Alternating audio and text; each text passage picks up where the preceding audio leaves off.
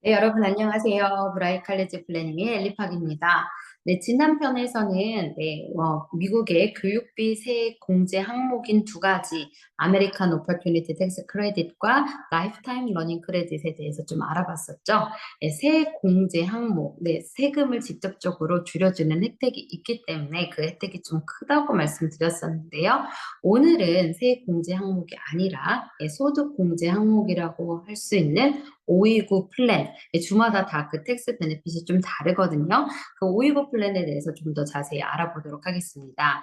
네, 학자금 목적으로 자녀들이 태어나면 어머니들이 많이 시작하시는 이 529 플랜, 장단점이 뭔지, 어떻게 더 잘 활용할 수 있는지, 파이낸셜 에이드 폼을 작성할 때 어떤 영향을 끼치는지 좀 더 자세히 알아보도록 하겠습니다. 네, 이 529 플랜은 세금 혜택이 있는 대학 학자금 저축 플랜이죠. 네, 401k나 403b처럼 이런 미국의 각종 은퇴 또는 투자 플랜 명칭은 대체로 미국 법 조항을 따서 정해지는데 이 529 플랜도 마찬가지로 미국 세법 529 항에서 규정하고 있기 때문에 그 명칭이 529 플랜이라고 붙여졌습니다. 이 529 플랜 종류에는 여기 보시다시피 두 가지가 있는데요. 첫 번째 프리페이드 튜이션 플랜과 두 번째 세이빙 플랜이 있습니다. 첫 번째 프리페이드 튜이션 플랜, 교육비 선납 플랜인데요. 이 플랜은 대학이나 교육기관에서 운영할 수 있고, 그리고 자녀가 진학하고 싶은 대학에 교육비의 일부나 전액을 현재 가격으로 미리 지불하는 플랜입니다. 따라서 학교의 학비가 크게 올랐다 하더라도 등록금을 이미 낸 것으로 인정을 받게 되고요. 그러나 등록비에 대해서만 선납 가능하고 기숙사비나 책값에 대해서는 선납할 수 없습니다. 그리고 선납을 한 대학에 진학하지 않게 되면 지불한 액수로 그대로 돌려받을 수 있게 됩니다. 진학을 하고 싶은 대학을 잘 정해놓고 미리 선납할 수 있다 그러면 큰 혜택이 주어지는 플랜 같습니다. 그렇죠? 세이빙 플랜, 이 플랜은 학생을 수혜자, 베네피셔리로 지정을 해놓고 부모나 조부모, 할머니, 할아버지, 그리고 친인척이 저축을 해주는 증여 방식의 저축 플랜입니다.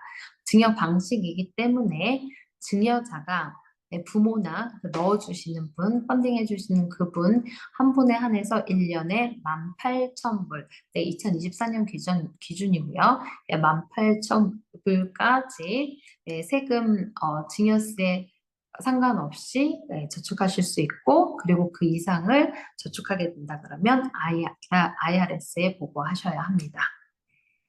이 529 플랜은 마사이라처럼 세후 금액으로 저축하는 플랜이죠.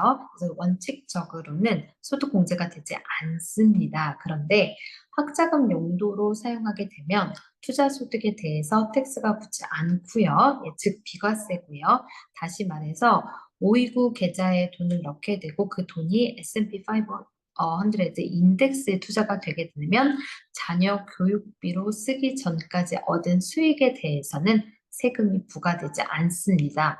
그리고 아울러 연방소득공제는 없지만 스테이트, 주소득공제가 있는 곳도 있습니다. 529 플랜은 주 정부 주관으로 운영이 되는 플랜이기 때문에 주정부 텍스 크레딧 혜택이 있고요. 대부분의 경우는 거주하는 주에서 운영하는 529 플랜을 통해 저축할 경우에만 소득 공제 혜택이 있지만 그중 9개 주, 아리조나, 알칸사스, 캔자스, 메인, 미네소타, 미주리, 몬타나, 오하이오, 펜실베니아 이 9개 주는 다른 주에 529 플랜을 하더라도 세금 혜택을 받을 수 있습니다. 대부분의 주들은 소득 공제 형태로 혜택을 주는 반면 인디아나, 오레곤, 유타, 버몬트 주는 텍스 크레딧 형태로 그 혜택을 주고요. 세금 혜택을 전혀 주지 않는 주는 캘리포니아, 하와이, 켄터키, 그리고 노스캐롤라이나입니다.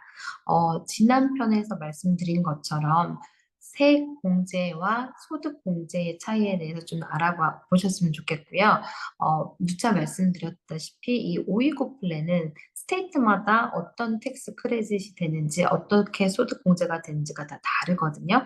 살고 있는 주에 따라서 잘 설치하셔서 비교하시고 그 플랜을 셋업하시기를 권해드립니다. 529 플랜은 예전보다 그 플렉서빌리티가 많이 확장됐습니다. 네, 활용도가 되게 많이 좋아졌고요.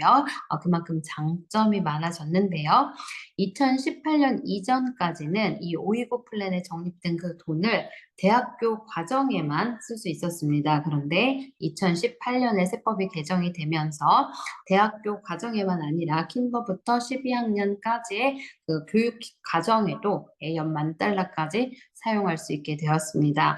그리고 2019년과 2022년부터는 학자금 융자를 갚는 데도 사용할 수 있도록 그 범위가 확장됐고요.